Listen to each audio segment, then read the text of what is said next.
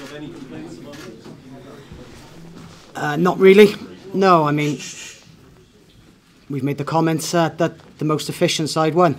And even though there's glimpses in our game which are really positive and aspects of that first half we really enjoyed, you know, the scoreline, you know, doesn't lie, and they squeeze you into certain areas, and 2 mistakes they get 14 points, and that's difficult to take, but that's the reality. And we play like what we are really, the youngest squad in Europe, and it just shows through in our rawness at times.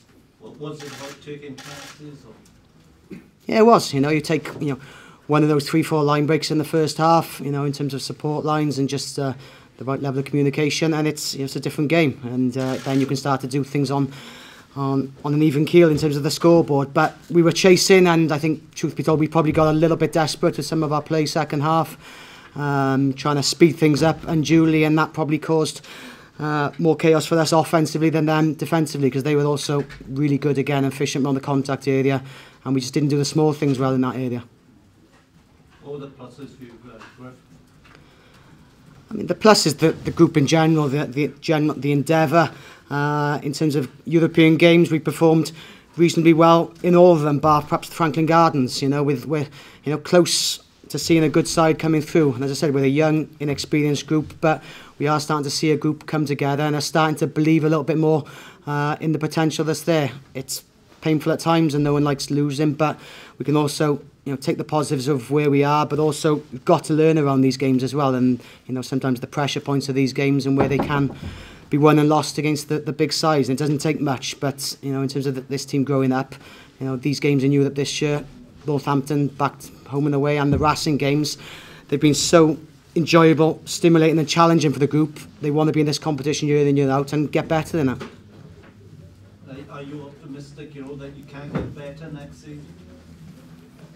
Yeah, we wouldn't do the work if we didn't. As I said, it's the youngest squad in Europe, and we'll see some of these guys keep maturing year on year. The challenge for us is keeping together, adding a bit more depth to the squad so we can create some competition, and deal with these level games with not just 15 players on the field, but players who can come off the bench across the 6 games, because invariably injuries will happen, whatever. So we can't bemoan injuries that have cost us. It's about building depth to support the talent we've got, and I think we can do that with the structures we've got, and also the willingness of the players. The senior players want to get better. They challenge themselves. They challenge the group. The attitude and the culture is right to do so. Will you rest players next week, Gruff? We'll discuss it. We'll have to, around the commitments these guys have had over the last couple of months has been huge. We've been battling onwards in the league, and obviously we're in a good position there, and that has a focus for us in a few weeks' time. But also we have a duty to the individuals to look after their training load and obviously their playing load at the back end of the week. How far off the pace do you think you've been in Europe, Gruff? Only Franklin Gardens. I think there we were caught short in terms of suddenly going from a normal league game to a game which has suddenly got far more intensity. That one we were caught short on, and again we've had to learn quickly around that. So the Racing games back to back, we were well in those. They were good games for us. Tactically we were quite smart in what we did, and we showed again glimpses where we're taking this team with some fast attacking dynamic brand of rugby, which supporters will hopefully come and watch. And credit to the supporters today, they've been really good on a difficult kick-off time, the back of the weekend, and we're trying to reward them with good rugby, but also we've got to talk about efficient rugby, and that's where we're seeing some of the bigger sides in Europe. You look at other fixtures and other teams, there's a sort of norm developing around the competition. Given that you're top of the profile, how much of a gap is there in your experience this year between that and this competition?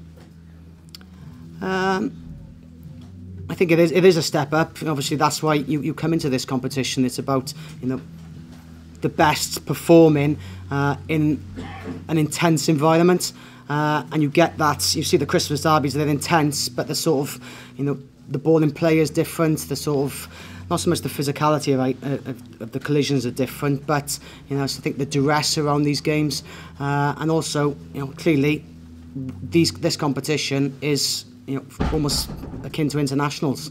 You look at the Northampton side with the world-class talent they've got, and you're getting on, close to international rugby, and you get that on occasions in the league, but not clearly over a 22-week season where 7-year fixtures are obviously international periods anyway.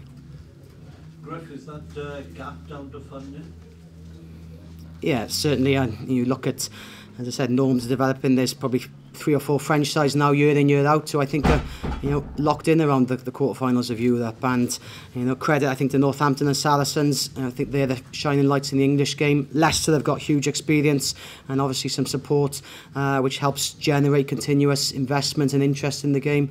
And we're obviously playing a little bit of catch up around where the Welsh game's been at the last year, 2 years or so, but we can't complain about it. We're building what we still see as an exciting future for us, and I think on any given day, you'll see the Welsh sides can compete. It's just the depth of Welsh squads now, and us in particular.